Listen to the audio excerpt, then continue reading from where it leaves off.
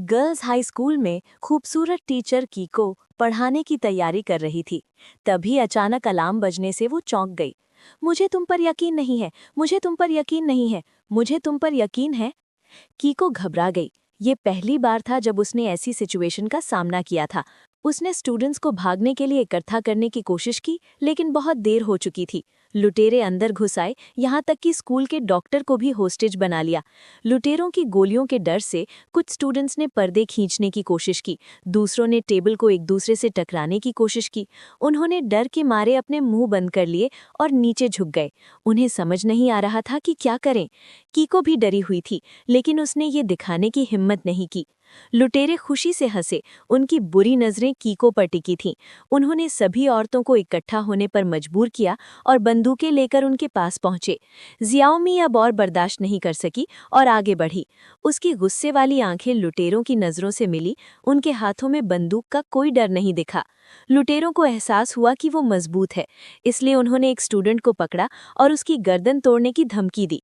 जियाओमी को अपने क्लासमेट्स की चिंता थी, इसलिए वो लुटेरों की बात मान गई और धीरे धीरे नीचे झुक गई। सब बटेरों की तरह एक दूसरे से लिपट गए।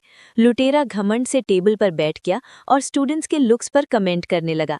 उसने एक छोटे बालों वाली स्टूडेंट का निकनेम ब्लैक पिग रखा और उसे पास आने को कहा। स्टूडेंट कांपते हुए उठी और लुटेरे के पास गई। लुटेरे ने उसे घुमाया, उसके हाथों की रस्सी खोली, एक प्लास्टिक बैग निकाला और स्टूडेंट को सबके सेलफोन इकट्ठा करने का ऑर्डर दिया। स्टूडेंट को बाहर निकाल दिया गया और वो लुटेरे की गंदी बातों से घिरी हुई डर के मारे फोन इकट्ठा करने लगी। दो घमंडी लुटेरे गर्ल्स स्कूल में घुस गए और पूरी क्लास को किडनैप कर लिया।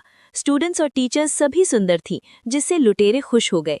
वे कभी-कभी उन्हें डराने के लिए बंदूक भी चलाते थे, जिससे वे कंट्रोल में रहते थे। टीचर हुईजी को एहसास हुआ कि ये सब नहीं चल सकता। उसने हिम्मत जुटाई और लुटेरों से पूछा कि उन्हें किडनैप क्यों किया जा रहा है।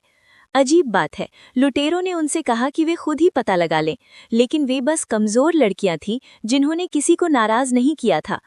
मिस हुईजी की चुप्पी ने बात और बिगाड़ दी। जैसे ही उसने कुछ कहा, वो तुरंत लुटेरों के निशाने पर आ गई। स्कूल के डॉक्टर को भी नहीं बख्शा गया।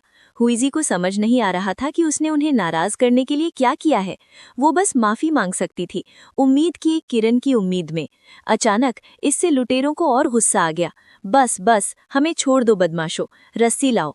जियाओमी को अपनी टीचर की चिंता थी। उसने लुटेरों को जोर से धक्का देकर दूर धकेल दिया और उन्हें धमकाते हुए कहा कि स्कूल को जल्द ही पता चल जाएगा कि कुछ गड़बड़ है। एक बार किसी ने पुलिस को फोन कर दिया तो वे खत्म हो जाएंगे। लेकिन लुटेरे बिल्कुल नहीं डरे, पूरी तरह से हिम्मत वाले हो गए थे। दूसरा लुटेरा खड़ा हुआ, शान से घूमा और फिर अपने कपड़ों की जिप खोली। उसके गले में विस्फोटक बंधे हुए थे। अगर किसी ने पुलिस को फोन करने की हिम्मत की तो मैं सबको अपने साथ ले जाऊंगा। स्टूडेंट्स डर गए थे। लुटेरा दिमागी तौर पर ठीक नहीं लग रहा था। उसका कभी जिंदा जाने का इरादा नहीं था। वो उन सबको अपने साथ ले जाना चाहता था।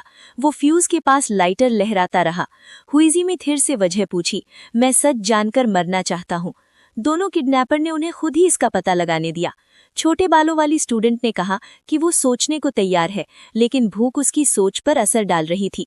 जैसे ही किडनैपर गुस्सा होने वाले थे, स्कूल डॉक्टर का फोन अचानक बज उठा। हाई स्कूल की कुछ लड़कियों को किडनैपर ने बंधक बना रखा था। अचानक स्कूल डॉक्टर का फोन बज उठा।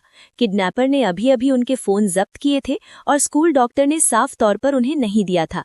वो पीछे हटता रहा और रहम की भीख मांगता रहा, लेकिन बदले में किडनैपर ने उसे बिना रहम के गोली मार दी। किडनैपर के किडनैप होने के बाद ये पहली बार था जब उन्होंने किसी को मारा था। सब डर गए थे। टीचर कीको ने बेचैनी से स्कूल डॉक्टर को आवाज दी। स्कूल डॉक्टर बिना हिले डुले खड़ा रहा। ऐसा लग रहा था कि उसे बचाया नहीं जा सकता। किडनैपर्स को किसी को मारने की बिल्कुल भी परवाह नहीं थी। वे कभी कभी पागल हो जाते थे, लाइटर लहराते थे। दूसरे किडनैपर ने बोरियत महसूस करते हुए एक स्टूडेंट को उठाया, टेबल पर औंधा लिटा दिया, उस पर बंदूक तान दी और सब डर के मारे चीख पड़े।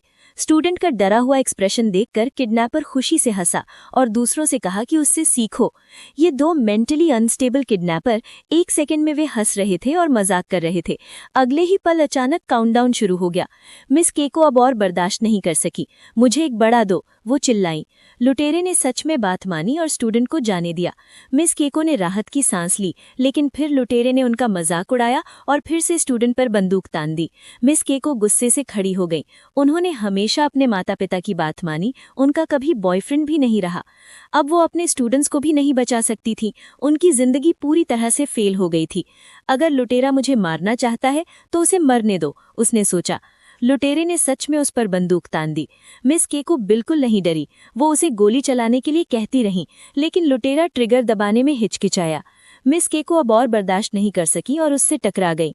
तभी लाउडस्पीकर पर आवाज फिर से आई, नकली, ये मेरा है। जिसे लगता है कि ये नया है, इसमें अच्छी भाषा है। आप समझ गई? आप मेरी बहन है। ध्यान से सुनिए मैडम।